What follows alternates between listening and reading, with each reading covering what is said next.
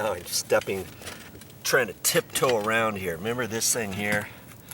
This was loose, and I don't really think it's causing a roof leak up here, but I'm just gonna do it just in case. Plus I saw that it was loose, and so I thought I'd better fix it. And I don't know if I want to, well, I guess I can take some of this off. See, that's the old mastic that they put up there. That really didn't hold much, did it? There's really not much in here to hold it all, other than to see about where that was. I can see that right there, and I think I should put some mastic there.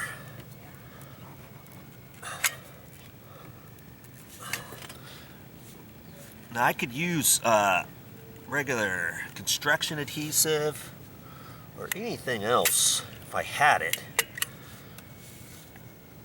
but I use that. Now I can set that on there.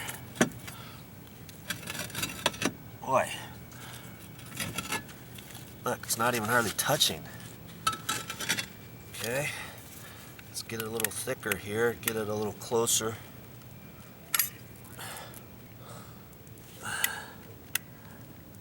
Now I can see why they put mastic all the way around the edges.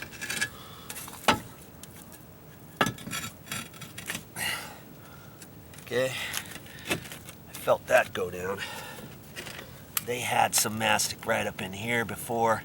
If it leaks anywhere, I think it's going to be about there, down to about there, because if any water comes in through the side there, it's just going to go down into the flashing.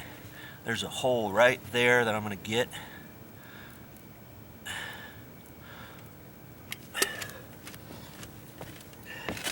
Try not to step right in here. Try to get your foot. See where I'm walking? I don't know if you can see that or not. Let's see. As I'm walking, you want to keep your foot right in here and up here, not right around the edges, especially when you've got a valley running down there. Okay, so just be careful as you're walking, and think small and think light. See this valley right there? See, somebody stepped right there, didn't they? Right there, see that crack? So that's why you don't want to walk too close to the edges. And I don't really think I need to put any mastic on that, but since I'm here, I want to make sure. I got to be careful. I really need to mastic all my other stuff first, don't I?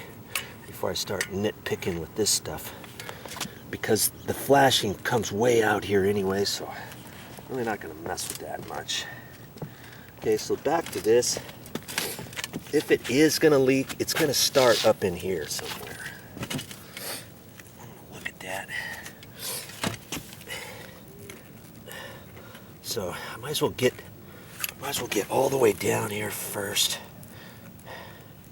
I kind of wanted to put it on sort of thick, only so that if the wind comes, it doesn't blow this tile right off. You know.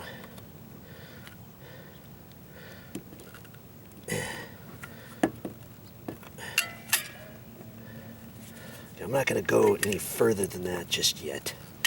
Okay, I'm going to come around to the other side. I've got only this much left, but I have another full tube. Let's see, if I don't need the other tube, maybe I can take it back to the store. I'm always thinking like that. Okay, ring around the rosy we go. I gotta set my tripod back up. Okie dokie. Right in there, right there. Yeah. So, you know, this stuff in a caulk tube will work. less messy and all.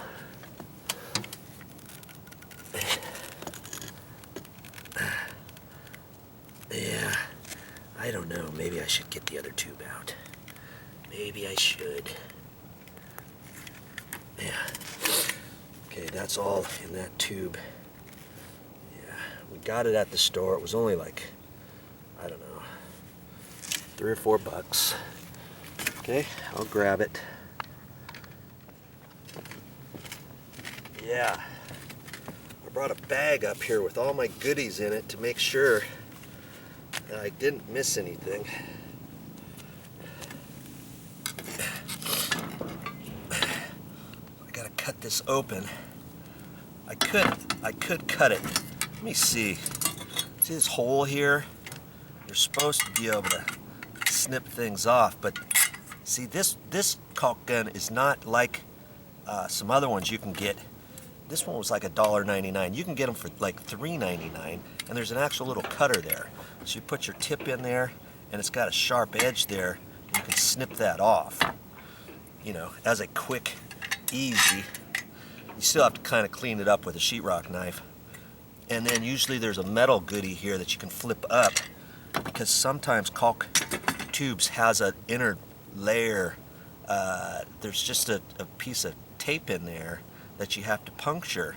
Most paintable caulking, like you'd use for inside your house, they don't do that anymore. But for stuff like this, they do. So I got to cut this a little thick because I don't have the little wire thing that flips out. That's why I've got the screwdriver up here, and I got to poke that. There's a seal in there, and you could press on that all you want, and more times than not, that seal is not going to break before your caulking comes out of the bottom and fills up into your gun. Okay. Now I'm ready for some more.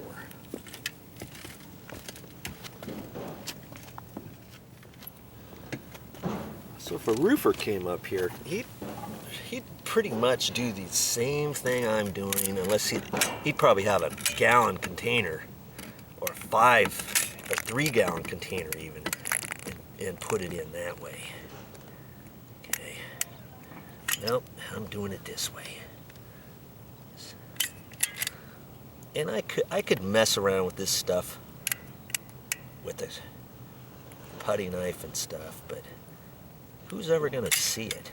Plus, it's gonna get hot today.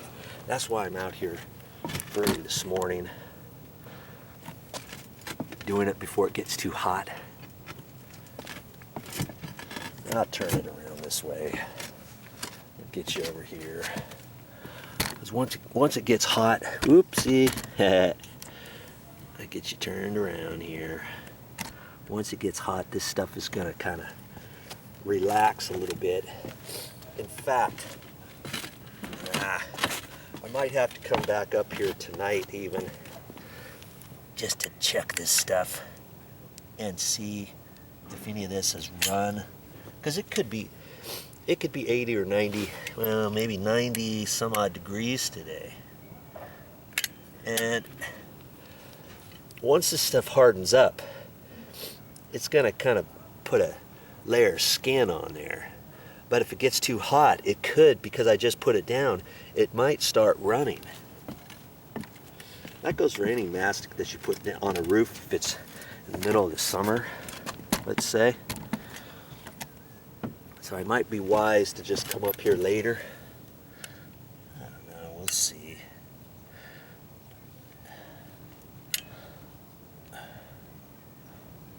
We'll see.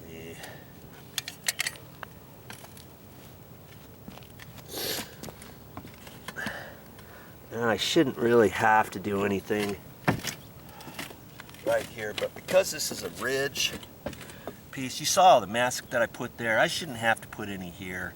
The rain hits, it's no different than the next one and the next one down. If it goes there, it's really not going to go down in there. If you want, you can just put a thin bead here.